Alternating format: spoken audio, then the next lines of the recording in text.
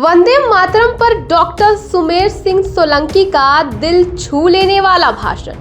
भरे सदन में सुनाई ऐसी कविता कि मंत्र मुग्ध हो गए सभागण। वंदे मातरम पर ऐसी कविता आपने पहले कभी नहीं सुनी होगी। नर्मदे हर वंदे मातरम। मातृभूमि है सब कुछ, इसलिए वंदे मातरम। माँ भारती को प्रणाम। 150 वर्षों से धरा पर गुंजयमान है वंदे मातरम। देशभक्ति का गीत है वंदे मातरम। स्वतंत्रता का मूल मंत्र वंदे मातरम। बलिदान का मंत्र वंदे मातरम। ऊर्जा का मंत्र वंदे मातरम। सात्विकता का मंत्र वंदे मातरम। समर्पण का मंत्र वंदे मातरम। त्याग एवं तपस्या का मंत्र वंदे मातरम। आजादी के आंदोलन का मंत्र वंदे मातरम। कर्तव्य का मूल मंत्र वंदे मातरम। मायूसी में भी ऊर्जा का संचार वंदे मातरम। भारतीय जीवन दर्शन का प्रतीक वंदे मातरम। हर एक समस्या व अवसाद को समाप्त करने का मंत्र वंदे मातरम।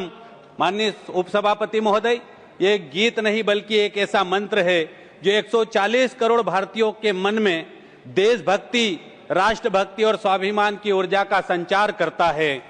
माननीय उपसभापति महोदय, वंदे मातरम जो डेढ़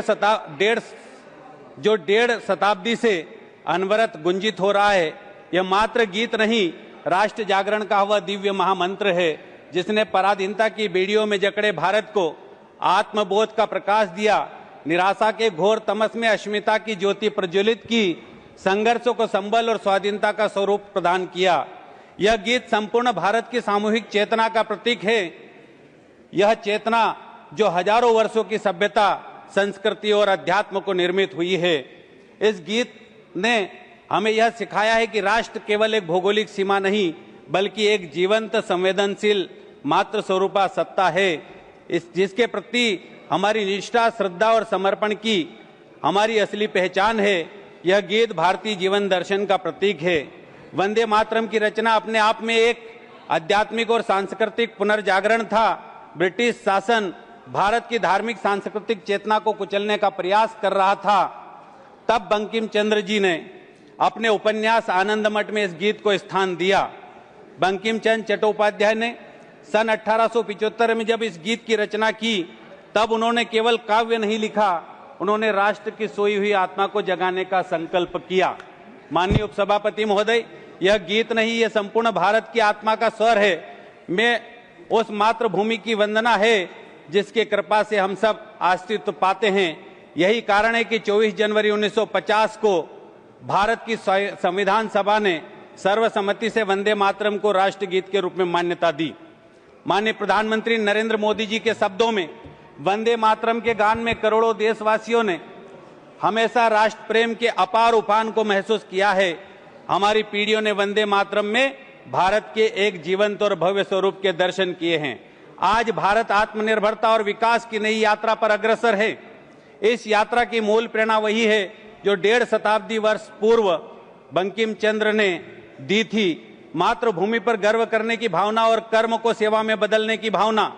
माननीय प्रधानमंत्री नरेंद्र मोदी जी के नेतृत्व में जब देश एक भारत श्रेष्ठ भारत के मंत्र के साथ आगे बढ़ रहा है, तब वंदे मातरम उस एकता की भावना को और गहराई देता है। यह गीत हमें स्मरण कराता है कि भारत की शक्ति उसकी विविधता में है, उसकी लोक जीवन भाषाओं और संस्कृतियों के समन्वय में है। वंदे मातरम का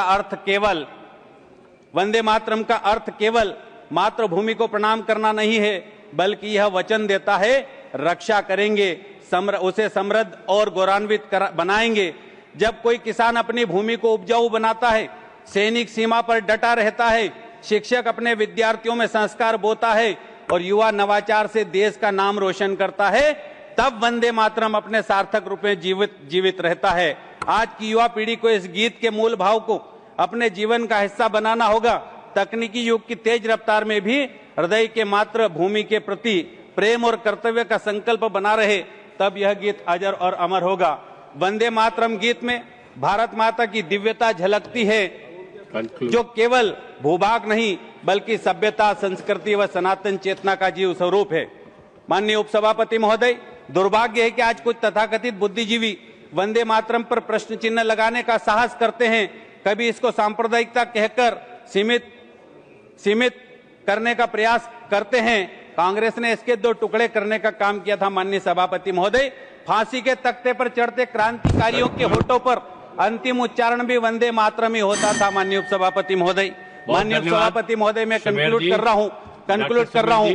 मैं ये कहना चाहता हूं कि पिछले लोकसभा में भी और राज्यसभा में भी वंदे मातरम पर चर्चा हो रही है। मैं माननीय उपसभापति महोदय, आपके माध्यम से सरकार से भी आग्रह करता हूं, आपसे भी और सदन से भी आग्रह करता हूं कि जब संविधान सभा ने 24 जनवरी 1950 को इसको मान्यता प्रदान की, तो मैं आग्रह करता हूं कि सदन के अंदर भी राष्ट्रगीत वंदे मातरम को पूरा गाया जाना चाहिए। मैं मांग करता हूं माननीय उपसभापति महोदय।